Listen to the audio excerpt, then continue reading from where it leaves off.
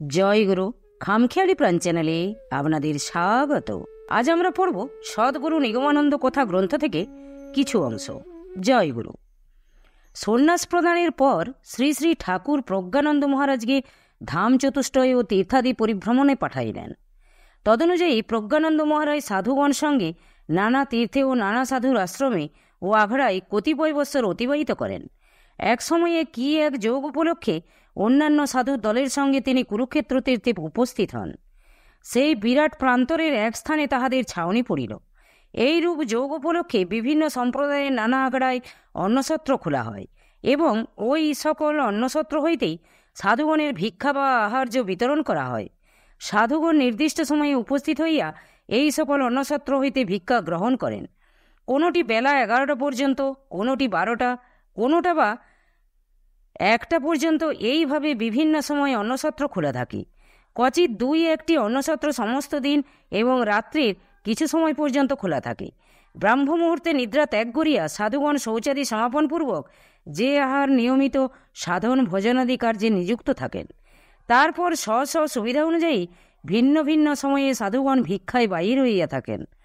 প্রাত্যহিক ধ্যান জপ ও সাধন ভোজনাদি সমাপন করিতে প্রজ্ঞানন্দ মহারাজজির প্রতিদিনই অনেক সময় লাগিত এবং যে সময়ে তিনি ভিক্ষায় বাহির হইতেন তখন যে সকল সত্র খোলা থাকিত তাহার মধ্যে যেদিন যেখানে ইচ্ছা হইত সেই সত্র হইতে ভিক্ষা লইতেন। ছাউনির সাধুগণ মাঝে মাঝে আজ বড় প্রচুর উপাদেয় খাবার জুটেছিল, আজ মালপোয়া দিয়েছিল, আজ প্রচুর পোলাও কি পায়সান্ন দিয়েছিল, এইরূপ আলোচনা করিতেন। প্রজ্ঞানন্দ মহারাজ তাহা শুনিতেন। কোনো কোনো দিন হয়তো কোনো সাধু জিজ্ঞাসা করিতেন মহারাজজির কি দ্রব্য ভিক্ষা মিলিয়াছে। প্রজ্ঞানন্দ মহারাজ হয়তো জানাইলেন ডাল ভাত কি ডাল রুটি।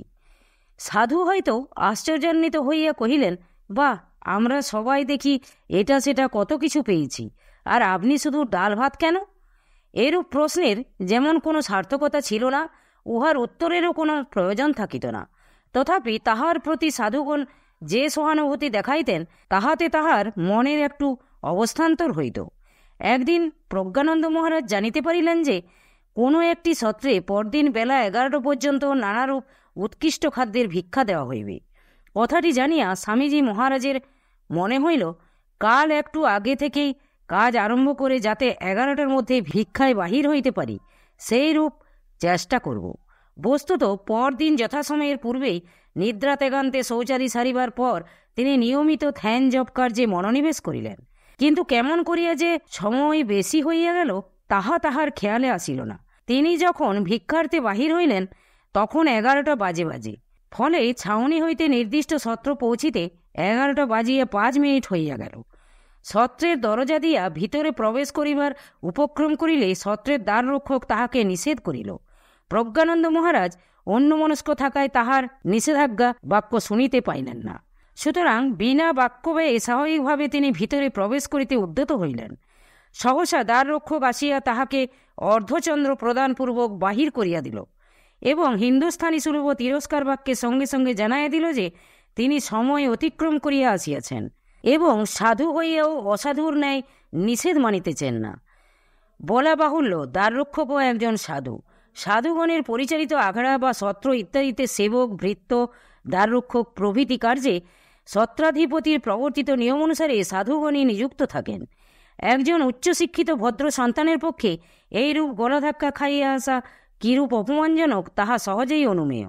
সুতরাং প্রজ্ঞানন্দ মহারাজ অভিমানে আঘাত পাইয়া দারুণ ক্ষোভে ব্যথিত হইলেন, পরন্তু তাহার সমস্ত রাগ চাপিয়া বসিল শ্রী শ্রী ঠাকুরের উপরে। অশ্রুসিক্ত নয়নে ঊর্ধ্বে দৃষ্টিপাতপূর্বক মহারাজজি মনে মনে কহিলেন, এক মুঠো খাবার চাইতে দিয়ে তুমি আজ আমাকে এই নিদারুণ অপমান করালে। আচ্ছা, তোমার ইচ্ছাই পূর্ণ হোক।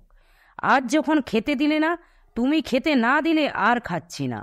সত্রের দ্বারে তাহার এই অপমান প্রত্যক্ষ করিবার কেহ ছিল না, সুতরাং দ্বাররক্ষকের এই ব্যবহারের প্রতিবাদ করিবারও কেহ যেমন ছিল না, তাহাকে পুনরায় ভিক্ষায় প্রবৃত্ত করাইবারও কেহ তেমন রহিল না। প্রজ্ঞানন্দ মহারাজ ছাউনিতে ফিরিয়া নিজ আসনে বসিলেন এবং সেই অপমানের গুরু দুঃখভাব হৃদয়ে চাপিয়া রাখিয়া নিঃশব্দে দিন কাটাইয়া দিলেন। দুঃখের কাহিনী প্রকাশ করিয়া কাহাকেও বলিলে হৃদয় লঘু হয় এবং তাহাতে ব্যথিত ব্যক্তির মূর্তিও অনেকটা প্রশান্ত আকার ধারণ করে, নতুবা অপ্রকাশিত ব্যথায় মানুষের মূর্তিতে এক অস্বাভাবিক ক্লিষ্ট ছবির ছাপ পড়িয়া থাকে এবং অভিজ্ঞ বুদ্ধিমান ব্যক্তির দৃষ্টিতে উহা ধরা পড়ে। প্রজ্ঞানন্দ মহারাজের আসনের নিকটেই আর একজন সাধুর আসন ছিল। এই সাধুজি প্রজ্ঞানন্দ মহারাজের মূর্তিতে এই রূপান্তর লক্ষ্য করিয়াছিলেন। সন্ধ্যার পর ভজনাদি শেষ হইলে এই সাধু স্বামীজির সহিত আলাপে প্রবৃত্ত হইলেন এবং জানিতে পারিলেন যে স্বামীজি সারাদিন উপবাসে কাটিয়াছে। সাধুজি সেদিন ভিক্ষায় বাহির হইয়া কোনো এক সত্র হইতে উৎকৃষ্ট খাদ্য সামগ্রী অতিরিক্ত পরিমাণে প্রাপ্ত হইয়াছিলেন। কোনো সাধুর প্রয়োজন হইতে পারে, এই উদ্দেশ্যে স্বতন্ত্রভাবে তিনি একটি পাত্রে উহা রাখিয়া দিয়েছিলেন, কিন্তু সমস্ত দিন উহার কথা তাহার স্মরণ হয় নাই। এক্ষণে স্বামী প্রজ্ঞানন্দজির উপবাসে দিন কাটাইয়াছে জানিয়া তাহার উক্ত রক্ষিত খাদ্য সামগ্রীর কথা মনে হইল। অতঃপর তিনি মহারাজজিকে উহা গ্রহণ করিতে অনুরোধ করিলেন। প্রজ্ঞানন্দ মহারাজ দেখিলেন শ্রী শ্রী ঠাকুর তাহার সেদিনকার খাদ্য পূর্বেই তাহার কাছে রাখিয়া দিয়াছেন, সুতরাং হৃষ্টচিত্তে উহা গ্রহণ করিলেন এবং তৃপ্তির সহিত আকণ্ঠ উদর পূর্ণ করিয়া ভোজন ক্রিয়া সমাপ্ত করিলেন। তাহার প্রতি যে শ্রী শ্রী ঠাকুরের দৃষ্টি রহিয়াছে তাহার প্রমাণ পাইয়াও প্রাপ্ত অপমানের প্রতিবিধান না হওয়া পর্যন্ত তাহার হৃদয়াবেগ নিবৃত্ত হইবার নয়, এই ভাব লইয়াই তাহার রাত্রি কাটিয়া গেল। পরদিন প্রভাতে সমবেত সকল সাধুগণের অবগতির জন্য এক বিখ্যাত মহাপুরুষের আখড়া হইতে ঢোল পিটাইয়া প্রচার করা হইল যে ওই দিন বেলা 10টার সময় সম্মিলিত সাধুগণকে লইয়া এক বিচার সভায় অধিবেশন হইবে এবং তাহাতে উপস্থিত থাকিবার জন্য সমস্ত সাধুগণকে নিমন্ত্রণ করা হইল। বিচার্য বিষয় কি তাহা প্রকাশ করা হইল না। যাহা হোক, এই বিচার সভায় উপস্থিত থাকিবার জন্য নিমন্ত্রণ করায় সাধুগণ সকলেই নির্দিষ্ট সময়ে সভায় যোগদান করিলেন। বলা বাহুল্য, স্বামী প্রজ্ঞানন্দজির মানসিক অবস্থা সভা সমিতিতে যোগ দিবার মতো না থাকিলেও সাধু হইয়া সাধুর নিমন্ত্রণ রক্ষা না করা নিন্দনীয় হইবে। এই বিবেচনায় ছাউনির অপরাপর সাধুগণের সহিত সভায় উপস্থিত হইলেন। যথাসময়ে সভা আহ্বানকারী মহাপুরুষ দণ্ডায়মান হইয়া সমবেত সাধুমণ্ডলীর নিকট হিন্দুস্থানী ভাষায় নিম্নলিখিত মর্মে নিবেদন উপস্থিত করিলেন। গতকাল অমুক সত্রে বেলা 11টা পর্যন্ত ভিক্ষাদানের ব্যবস্থা ছিল। নিত্যকার মতো গতকাল উক্ত সত্রের দ্বার দেশে সাধুগণের শিষ্টাচার সম্মত অভ্যর্থনা ও বিদায়ের জন্য এক সাধু দ্বাররক্ষক নিযুক্ত ছিল। আমি জানিতে পারিলাম গতকাল 11টা 5 মিনিটের সময়ে জনৈক সন্ন্যাসী ভিক্ষা গ্রহণার্থ সত্রে প্রবেশ করিতে উদ্যোগী হইলে দ্বাররক্ষক ভিক্ষার্থীকে ঘাড়ে ধরিয়া বাহির করিয়া দিয়াছে। উক্ত দ্বাররক্ষক তাহার এই দুষ্কার্য দ্বারা সমস্ত সাধুমণ্ডলীর অপমান করিয়াছে। সুতরাং এই গর্হিত আচরণের জন্য সেই দ্বাররক্ষকের উপযুক্ত দণ্ড হওয়া প্রয়োজন। দ্বাররক্ষক স্বয়ং সাধু হওয়ায় তাহার অপরাধ অমার্জনীয় এবং সেই জন্য সে গুরুদণ্ডের যোগ্য। এক্ষণে সমবেত সাধুগণ উহার উপযুক্ত দণ্ডবিধান করুন, ইহাই আমার নিবেদন। মহাপুরুষ তাহার নিবেদনের কিয়ৎ পরিমাণ প্রকাশ করিতেই প্রজ্ঞানন্দ মহারাজ বুঝিতে পারিলেন যে তাহারই অপমানের বিষয় সভায় উত্থাপন করা হইতেছে। সুতরাং পাছে যদি মহাপুরুষ নির্দেশ করিয়া অপমানিত সাধুকে দেখাইয়া দেন, এই ভয়ে তিনি তন্মুহূর্তে হেট মুন্ড হইয়া রহিলেন।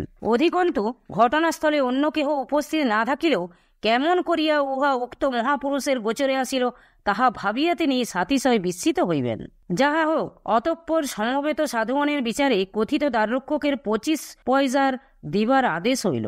দ্বাররক্ষক সাধুগণের আহ্বানে উপস্থিত হইয়া অপরাধ স্বীকার করিল এবং সাধুগণের সমক্ষে তাহাকে যথাদিষ্ট দণ্ড দেওয়া হইল।